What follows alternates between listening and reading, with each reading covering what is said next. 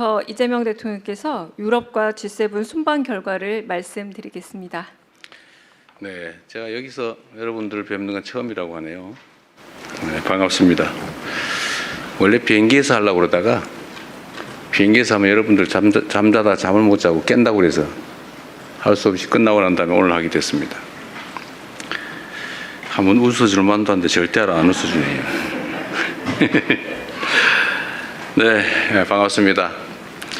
존경하는 국민 여러분, 대통령 취임 후 첫 유럽 순방을 마치고 어제 귀국했습니다. 우연의 일치겠지만 1년 전 제가 취임한 후에 첫 외교 일정으로 G7 정상회의에 참석하고 돌아온 날도 6월 18일이었다고 합니다.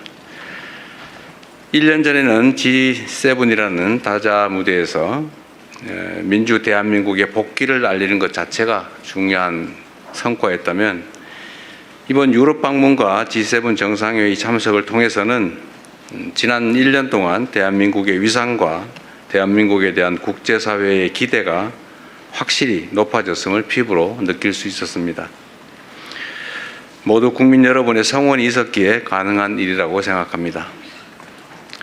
이번 순방의 주요 성과에 대해서 말씀드리도록 하겠습니다. 우선 이번 순방은 국제사회에서 대한민국의 위상을 더욱 높이고 국제사회의 현안 해결에 대한 책임감을 확인하는 소중한 계기였습니다.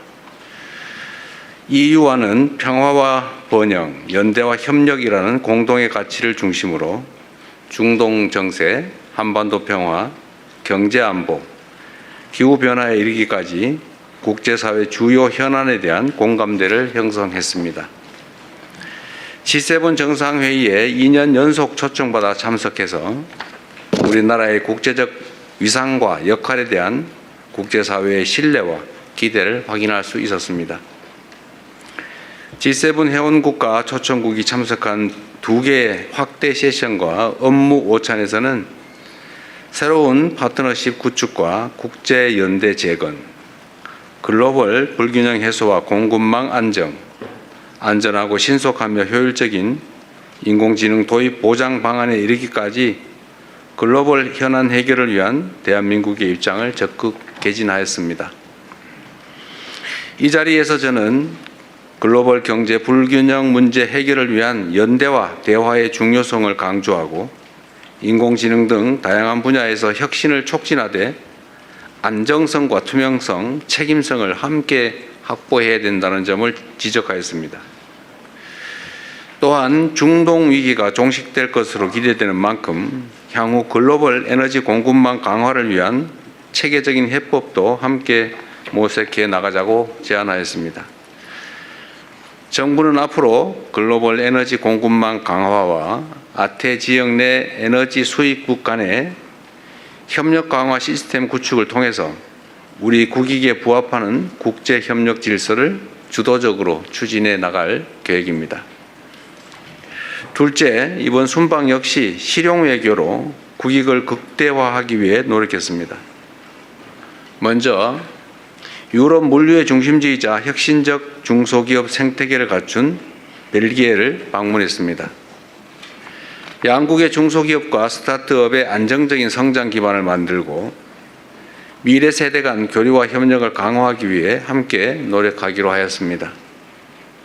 세계 최대의 단일 시장인 EU와의 정상회담에서는 경제, 안보 협력의 새로운 진전을 이뤄냈습니다. 안정적이고 예측 가능한 디지털 교육 환경 조성을 위한 디지털 통상 협정을 체결하였습니다.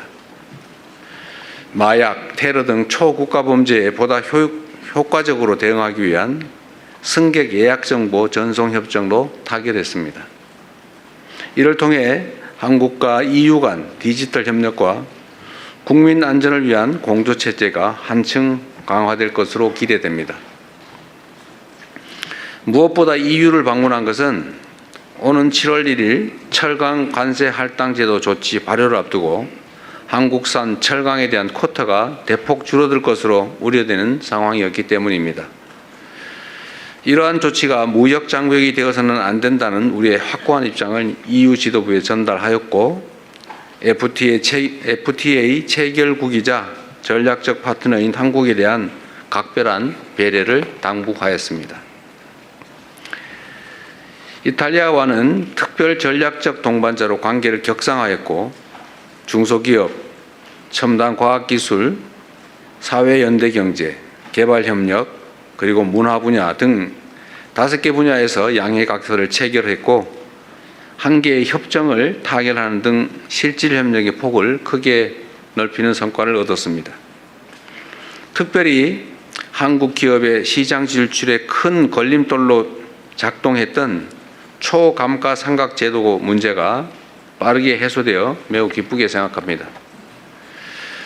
한인 관광 가이드의 자격 문제 등 우리 제외 동포들이 겪고 있는 오래된 애로사항에 대해서도 멜로니 총리의 적극적인 협조를 통해 해결의 전기가 마련됐습니다. 교황청에서는 레오 14세 교황님을 예방하고 내년 서울 세계 청년대회의 성공적 개최를 위한 협력을 약속했습니다. 또한 국내 교구에 현직 추기경이 한 분도 없다. 대한민국의 600만 전주 교인들을 위해서 추기경을 국내 업무 담당하는 현직 추기경을 임명해달라라는 우리 한국 가톨릭계의 염원도 전달드렸습니다. 예상과 달리 본인이 추기경을 임명한 사람이 아직 한 명도 없는데 앞으로 만약에 새로 추기경을 임명하게 된다면 한국의 사정을 각별히 고려하겠다는 말씀을 해주셨습니다. G7 정상회의 계기에 미국, 캐나다, 독일, 케냐 정상들과도 양자 협력 등 다양한 현안에 대해서 의견을 교환했습니다. 트럼프 미국 대통령과는 조선을 포함한 호혜적인 협력 방안에 대해 뜻을 같이 하고 한미일 협력의 중요성에도 공감했습니다. 전에도 한번 말씀을 하셨는데 이번에도 역시 미국 군함 열척을 빠르게 건조해 줄 수 있겠느냐 이런 의사를 저한테 물어봤습니다. 물론 뭐 거기에 대해서 당연히 가능하고 최선을 다하겠다고 답해 드렸습니다. 트럼프 대통령께서는 뭐 당연히 한미 협력 또 한미일 협력의 중요성을 말씀하셨고 저희도 그 점에 공감을 표명했습니다. 카니 캐나다 총리와의 양자회담을 통해 원유, LNG, 핵심 광물 등을 포함한 안정적 에너지 공급망 구축을 위해 호혜적인 협력을 확대해 나가기로 하였습니다. 이와 함께 캐나다의 방산 역량 강화 과정에 우리가 적극 협력해 나갈 준비가 되어 있다는 점도 강조하였습니다. 메리츠 독일 총리와의 회담에서는 방위산업 분야에서 양국이 서로의 강점을 결합한 호혜적인 협력 모델을 모색해 나가자는데 함께 뜻을 모았습니다. 메르츠 총리도 이에 적극 공감했고 양국 간의 협력 가능성을 더욱 확대해 나가자는 의지를 밝혀주셨습니다. 또한 올해 10월 한국에서 개최되는 아시아 태평양 비즈니스 회의를 계기로 메르츠 총리의 방안을 추진하고 경제, 산업, 투자 분야 협력을 한층 심화해 나가기로 하였습니다. 그리고 우리의 중요한 동아프리카 협력 파트너인 루토 케냐 대통령과의 회담에서는 한국이 케냐의 국가 발전과 공동 성장 과정에서 신뢰할 수 있는 동반자가 되겠다는 뜻을 전달했습니다. 아울러 우리 기업들의 케냐 진출과 경제 활동에 대한 관심과 지원을 요청드렸고 양국 간의 교육과 투자, 인적 교류가 확대되고 있는 만큼 캐나다에 체류하거나 방문하는 우리 국민들의 안전과 권익 보호를 위한 협력도 더욱 강화해 나가기로 하였습니다. 세 번째, 주요 지도자들과 함께 한반도 평화 정착에 대한 깊이 있는 논의를 나누었습니다. 교황청에서 열린 평화와 연대를 위한 특별미사에 참석하여 한반도 평화에 대한 우리 정부의 의지와 구상을 상세히 설명하였습니다. 6.15 남북 공동선언이 한반도에 남긴 화해와 협력의 정신, 평화를 향한 희망의 불씨가 여전히 살아있으며 앞으로도 계속 이어져야 한다는 점을 재삼 강조하였습니다. 또한 레오 14세 교황께 내년 서울에서 개최되는 세계 청년 대회를 계기로 방한을 요청드렸습니다.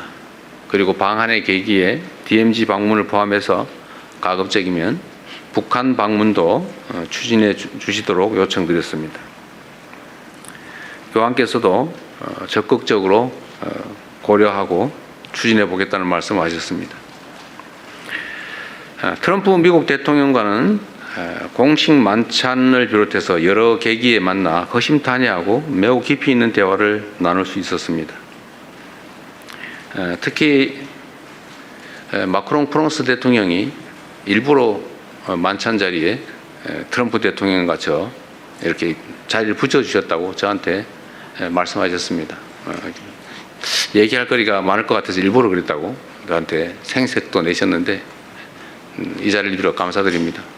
실제로 아주 오랜 시간 한반도 문제를 포함해서 한미 관계에 대해서 깊이 있는 또 서로 이해를 깊이 하는 그런 논의가 가능했습니다. 저는 트럼프 대통령의 중동 지역 내 평화 정착과 이란 핵 문제 해결을 위한 노력에 지지를 표명했고 한반도의 긴장 완화와 지속 가능한 평화 정착을 위해 역할을 해 주실 것도 다시 한번 당부드렸습니다. 트럼프 대통령 역시 한반도 문제에 깊은 관심을 갖고 있음을 재차 확인해 주었습니다. 특히 한반도 평화가 동북아시아는 물론 세계 평화와 안정에도 중요한 의미를 갖는다는 데 공감하고 앞으로도 관련 사안에 대한 긴밀한 소통 또 건설적인 기여를 함께 모색해 나가기로 했습니다. 마지막으로 해외 동포 여러분들과 함께한 시간에 대해서 짧게 말씀드리겠습니다. 먼저 벨기에에서는 한국 해외 입양 동포분들이 매우 많기 때문에 그분들로부터 오랜 시간 가슴에 품고 살아오신 여러 이야기를 들을 수 있었습니다. 타국에서 겪어야 했던 외로움, 또 입양에 따른 정체성에 대한 고민, 또 친생 가족을 찾고자 하는 간절한 바람과 노력을 접하면서 대한민국 대통령으로서 참으로 만감이 교차하고 많은 책임감을 느꼈습니다. 입양 동포 여러분의 현안을 더욱 세심하게 살펴야 되겠다는 다짐을 했습니다. 약 20만 명에 가까운 우리의 아이들이 어려운 시기 여러 가지 경로를 거쳐 해외에 입양됐는데 그 입양 과정은 물론이고 그 후 해외 성장 과정 그리고 현재 해외 생활에서 많은 애환들이 있었습니다. 앞으로 더 실질적인 입양 동포 지원 방안을 마련해 나가야겠다는 다짐을 했고 또 그 말씀을 그분들에게 전했습니다. 재외동포청을 비롯한 외교부 등의 필요한 조치를 검토하도록 지시했습니다. 존경하는 국민 여러분 그리고 언론인 여러분, 정부 출범 2년차를 맞는 지금은 대한민국의 대전환과 대도약을 본격적으로 이끌어내야 할 매우 중요한 시기입니다. 변화하는 국제 질서 속에서 국익을 최우선에 두는 실용 외교를 적극 추진하고 경제, 안보, 기술, 문화를 비롯한 전 분야에서 대한민국의 새로운 성장 동력을 확보해 나가도록 하겠습니다. 아울러 놀라울 정도로 우리가 모르는 사이에 높아진 우리 대한민국의 국력과 국제적 위상에 걸맞게 국제사회의 평화와 번영, 연대와 협력을 위해 더 큰 책임과 역할을 다해야 될 것 같습니다. 이번 순방을 통해 세계 각국의 지도자들과 폭넓게 소통하며 국익을 위한 의미 있는 성과를 나름 많이 만들어냈습니다. 순방의 성과가 우리 국민 여러분의 삶과 대한민국의 미래의 실질적인 결실로 이어질 수 있도록 최선을 다하겠습니다. 순방 기간 동안에 보내주신 우리 국민 여러분의 관심과 성원에 감사드립니다. 보내주신 기대와 신뢰에 더 큰 성과로 보답할 수 있도록 더욱 낮은 자세로 더 큰 책임감으로 국정을 수행해 나가겠다는 약속의 말씀을 드립니다. 감사합니다.